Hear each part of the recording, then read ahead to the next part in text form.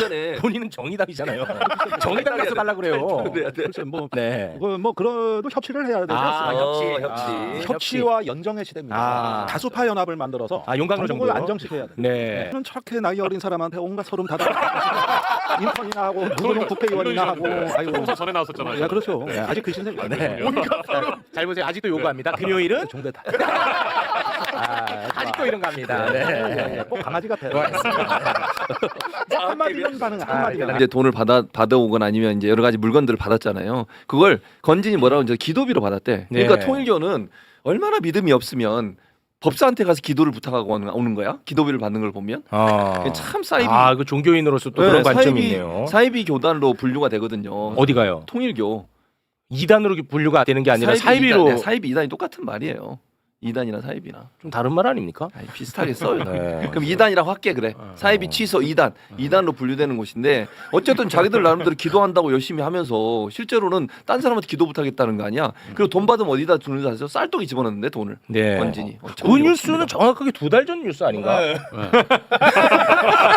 내가 뭐 말만 왜 그러는데? 최신 검색을 했어야 되는데 관련 검색을 하셨구나. 2월은 왜 이래 또? 이분은 뉴스를 좀 오래된 순으로 보거든요.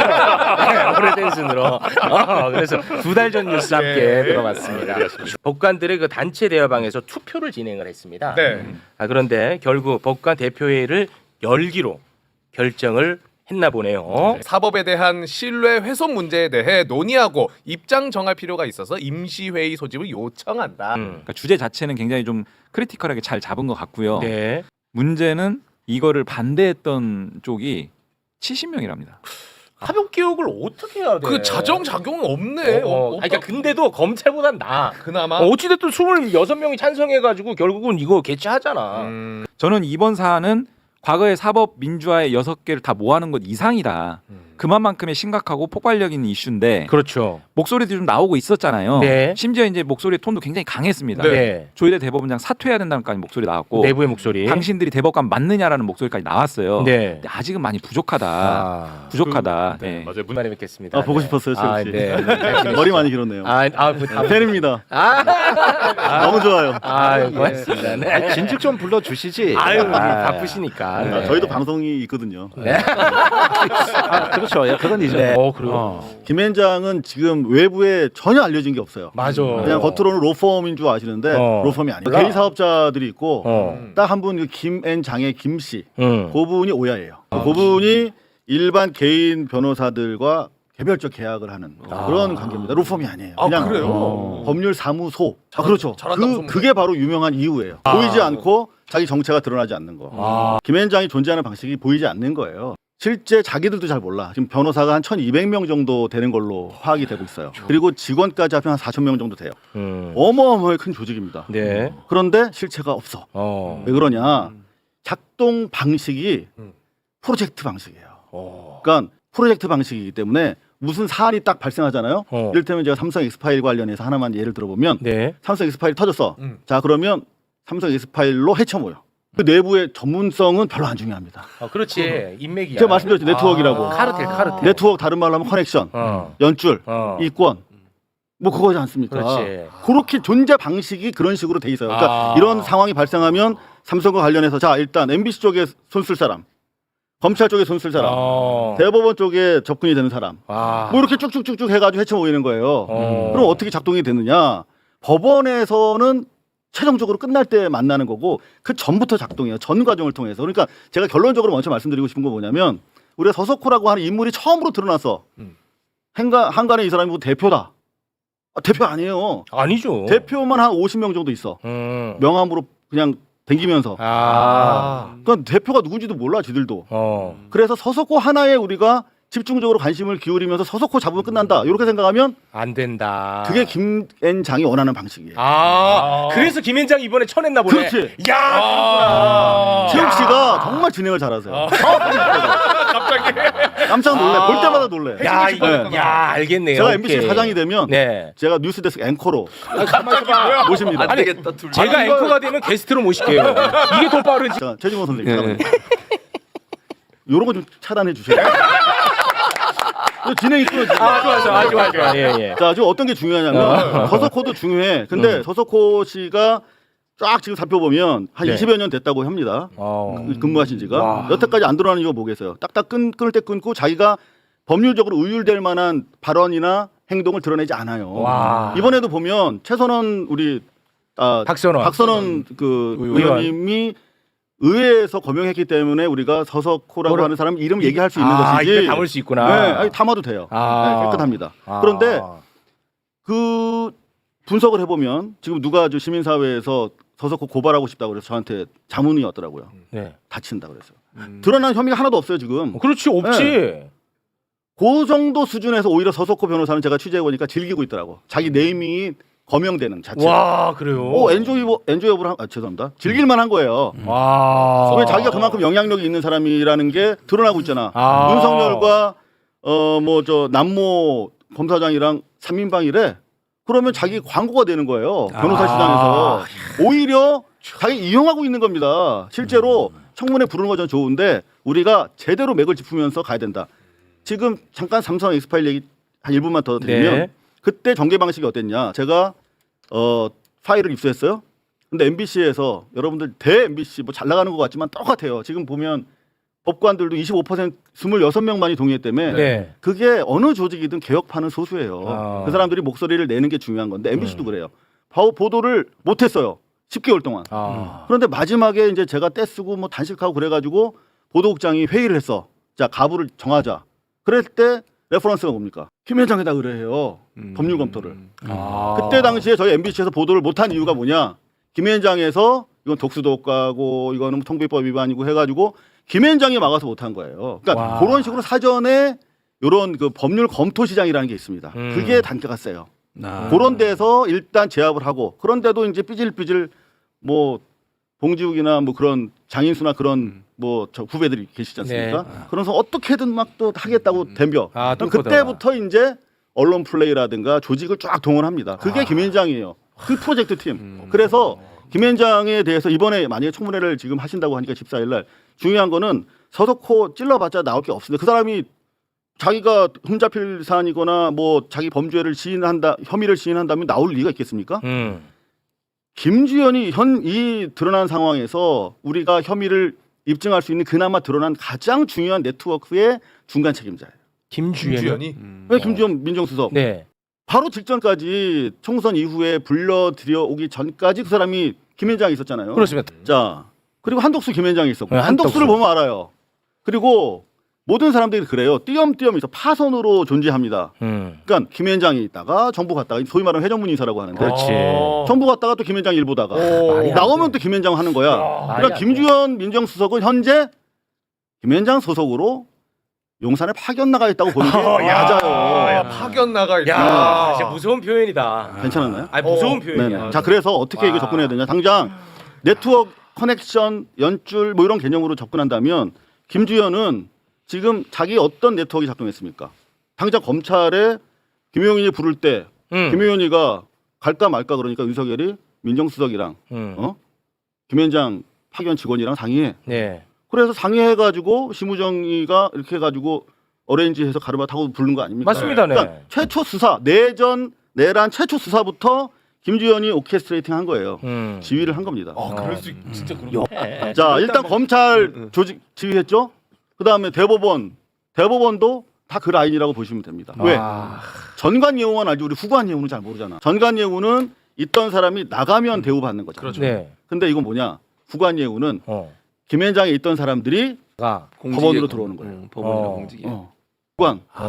내가 자리에 들어와서 김현장을 봐주는. 그렇지. 그래 실제로 그거아니에요? 어떤 재판이 가능하냐면 지금 노동 문제 관련해서는 우리 뭐 노무법인 뭐 이런 이제 시민사회에서 주로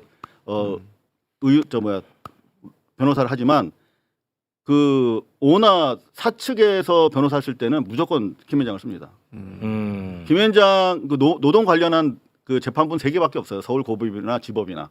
그러니까 빠네 그 수요가. 네. 근데 실제 만약에 현대차 지난번에 하청 관련해서 노동자 지위 소송이 있었거든요. 재판부 3명 중에 2명이 김현장 출신 판사야. 와. 근데 이 소송을 대리하는 사측의 변호사도 김현장이야. 그리고 심지어 김현장은 얼마나 편하냐면 로펌이 아니잖아요. 그러면 그 상대방 원고나 피고가 동일 로펌이면 안 되거든 원래. 네. 그렇지. 그걸 뭐라고 그래요 전문용어로?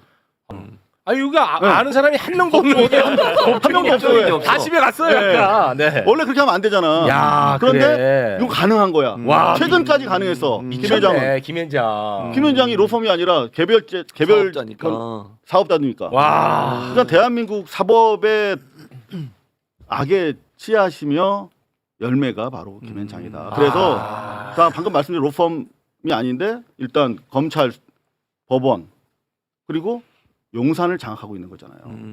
그래서 와. 일단 드러난 것만으로도 김주현은 사실 당장 수사해야 되는 사람이니까 김주현 위주로 하되 김현장에 대해서는 이번에 실체를 드러내서 이번에야말로 사법 개혁을 위한 이번에 법관 대표자회의까지 열리는 마당이고 네. 청문회에 잡혀 있고 지금 법관 대표자 회의의 동력을 조금이라도 더 뽑아내려고 지금 뭐 원래 중요한 게 특검인데 특검은 지금 속도 조절 들어갔지 않습니까? 맞습니다. 네. 여하튼 요번에 뽕을 뽑아야 됩니다. 아, 이게 안 되면 정말 개혁이 안 돼요. 야, 확실히 그럼. 네. 근데 사실 제가 30년 동안 기자질을 하면서 이런저런 거 다 탐사를 다 해봤는데 유일하게 제가 도달하지 못한 게 김현장에 대한 와, 보도예요. 그래요? 실제로 한번 검색해 보세요. 대한민국 지금 73년부터 김현장이 존립을 했는데 와. 한 50년 됐죠? 그 김 변호사 그분이 만들어서 지금까지 오고 있어. 2세 체제로 넘어가느냐 마느냐 지금 요 단계인데 2세 체제로 못 넘어가고 여기서 해산되도록 만들어줘야 됩니다. 우리가 도와줘야 돼요. 근데 실제로 아무리 검색해 보셔도 한 10건도 안 될 겁니다. 김현장의 실체를 드러내거나 고발한 건 그나마 없어요. 지금 사실 깔끔하게 진행하고 깔끔했어요. 네, 문제 없습니다. 네. 만약에 책임이 있다면 모두 다 저희 책임입니다. 이런 거 멋있지 않습니까? 아니 근데 근데 최초에 이제 만든 과정이 판사하시다가 김모 씨가 이거는 좀 우리 변호사를 좀 제대로 활동을 해야겠다. 최초에는 괜찮아. 취지가 모든 것이 그렇듯이. 그래. 네. 제가 김현장에 여쭤봐서 확인한 거는 그 서석호 변호사에 대해서 굉장히 경로를 하셨다죠. 대호. 윤석열을 대통령으로 만들자 하면서 여러 사람을 밟고 지나가죠. 조국 혁신당 조국 장관 밟죠. 네. 추 장군님 밟죠. 네. 심지어 이제 문재인 대통령까지 밟은 거잖아요, 네. 실제로. 그런 과정을 거쳐 갈 때 지금 이 거명되는 뭐 변호사 등등등 네. 이분들이 다 그 대호 프로젝트에 같이 뭐 여러 명이 이제 기획을 했겠죠. 그런 기획자들이라는 거죠. 이게 사실이라면 대한민국을 아예 그냥 김현장이 움직인다 이렇게도 볼 수 있지 않을까요?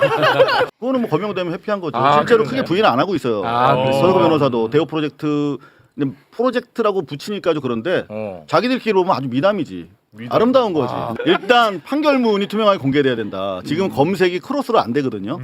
그래서 김현장 이렇게 검색하면 안 돼요. 그러니까 변호사, 검사 실명으로 검색이 가능해져야 돼요. 그러면 이 재판에 누가 개입됐고 재판관은 누구였고 서로 어떤 관계였고 하는 것들이 다 드러나야 돼요. 드러날 수 있구나. 근데 실제로 지금 조이대 같은 경우에 따님이 막걸리 좋아하세요? 아니요. 지평 지평 막걸리 유명한데? 로펌에 계세요. 남잖아. 남네. 지평 로펌. 지평 로펌. 아들 딸이 있고 사위도 지평에 있어. 근데 지평에서 한화 에어로 뭐 이런 사건들이 법원에 갔잖아 지금. 이를테면 뭐 유상증자하고 이런 거. 그 이전에도 뭐 M&A 관련된 것도 뭐 있어요. 있고 명태균에도 나오고 있어요. 네. 그런 사건들을 조이대가 했을까 안 했을까? 이거 제척돼야 되고 스스로 회피해야 되는데 그 뭐 인터뷰한 거 보면 자기는 뭐 회피 안 한다 이런 얘기도 했더라고요. 그거 다 따져봐야 돼. 그래. 그리고 뭐 당장 보면은 진은정 한동훈 와이프도 지금 김현장에 계시거든요. 그래요? 몰랐어요? 박진도 한덕수도 김은혜 남편도 뭐 다 그 김현장이에요. 그러니까 김은혜 남편이 김현장이에요. 네, 김씨 아니지만 여하튼 김현장이 있어요. 김현장 다 김현장이네. 그러니까 이게 하려면 제대로 한번 해야 그래야 사법개혁이 정말 됩니다. 전관 예우, 후관 예우 다 드러내야 된다. 일단 판결문 투명하게 공개해야 되고 판사 임용도 지금 그 법조 10년 경력이 있으면 판사로 뽑아줘요. 네. 그래서 특히 김현장이 제일 많이 들어가 판사로. 그건 문제야. 그러면 이 사람들이 내가 김현장 출신으로 판사하고 있는데 김현장 변호사가 막 해. 그러면 나 어차피 또 김현장 가야 되는데. 신경 쓰지 다. 그러겠죠. 네, 근데 그런 당연하죠. 부분에서 지난 정권에서 법조 경력 10년을 5년으로 줄이자라고 국임당에서 막 추진했었잖아요. 그런데 그거를 민주당이 막긴 막았는데 계속 이런 식으로 하고 있고 김현장뿐만이 아니라 로펌 다 합쳐서 100명이면 30-40명이 다 5대 로펌에서 들어온단 말이야. 다 같은 한 통속이라고 보면 되거든요. 그런 측면에서 네. 더구나 가장 문제되는 게 한덕수 같은 경우에 김현장에 되게 오래 있었고 회의 4번 참가하는 비용으로 20억인가 받았다라는 보도도 나왔었잖아요. 네. 그랬죠. 그게 사실은 일반인이 하면 다 변호사법 위반이야. 아유. 근데 변호사들이 전 행정 관료를 고용해서 그런 식으로 로비를 하면 합법이야. 그런 문제도 우리가 차지해 좀 바로 잡아야 된다. 손댈 길이 길이 멀어요. 너무 멀다. 너무. 우리가 사법개혁하면 주로 검찰개혁만 떠올리거든. 네. 근데 그거보다 더 나가서 법원개혁, 법조 전체 생태계 그렇습니다. 여기까지 연결되니까 끝이 없어. 그렇지. 카메라 안 잡혀서 다행이지. 여러분한테 일러드릴게요. 방금 요구했어요. 아이고. 한번 잡아주세요. 좋으니까. 아, 좋아하세요? 채우기. 네. 알겠습니다. 아, 어쩌다 저래 됐냐 그래. 자, 우리 이상욱이 완전 괴짜 기자라고 해가지고. 네. 김문수 후보 캠프에 댓글 부대나 뭐 신천지 동원을 한 걸로 알려진 이영수 회장이 이영수 회장. 들어갔어요. 근데 저는 그걸 보고 굉장히 의미가 있다고 생각을 했어요. 왜냐하면 이영수는 YS 때부터 뭐 쭉 나타났던 인물인데 이분의 이제 전성기는 MB 때 아시죠? 그 미얀마 자원개발 아무런 자원개발 실적이 없는데 미얀마 가스전 개발 사업권을 따내잖아요.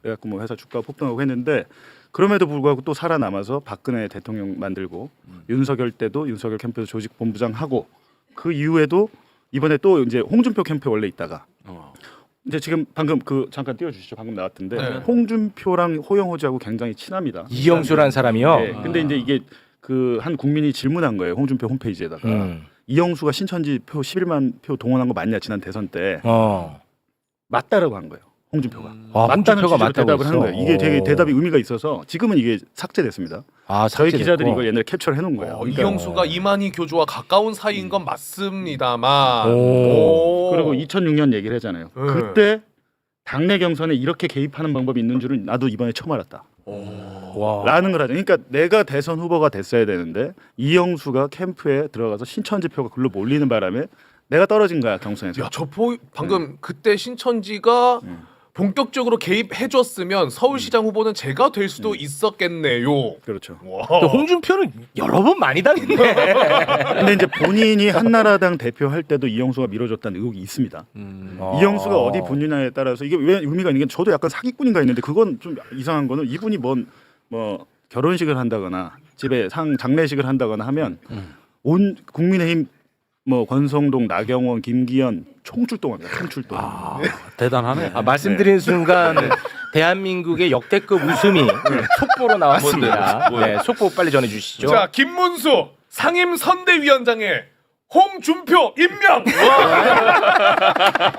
아니 정계 은퇴하신 분 그러니까 정계 복귀. 이영수의 본질은 네, 조직이에요. 한나라당 때부터 이제 청년 책임자부터 해서 계속 조직 관리를 해왔고 지금 마포 포럼이라고 저 김무성 씨 대표하고 하는 쪽에서도 이제 많은 사람들을 이렇게 가입해서 가 있고 무슨 행사 있거나 할 때 항상 선봉해서 그래서 지금도 젊은 멤버들 청년 조직 이런 걸 관리를 해요 이분이. 대한민국의 민주주의가 엉망이네. 아이고. 거의 뭐 참 진짜. 정당 정치가 카르텔이야 다. 내지는 황관 정치가 됐어요. 아유. 대시 정치. 정치계의 김앤장이네 또. 국정원을 퇴직한 사람들이 옛날에 국정원 댓글 사건 아시죠? 네. 그것처럼 그 일을 하고 있대요. 예전에 박근혜 때나 이명박 때 그 일을 했던 사람들이 전문가들이잖아. 국정원에서. 네, 네. 예전에 국정원이 선거에 개입을 했으니까. 네. 그 사람들이 이번에도 현직들의 특수활동비를 지원을 받아서 댓글 부대를 운영하고 있다. 근데 이 그 국정원 오비들이 지지한 사람이 한동훈이었다는 거예요. 아, 한동훈이었어요. 네. 한동훈을 위해서 댓글 여론전을 작업을 했는데 한동훈이가 낙마하니까 이 사람들이 멘붕이 됐다 지금. 국정원에서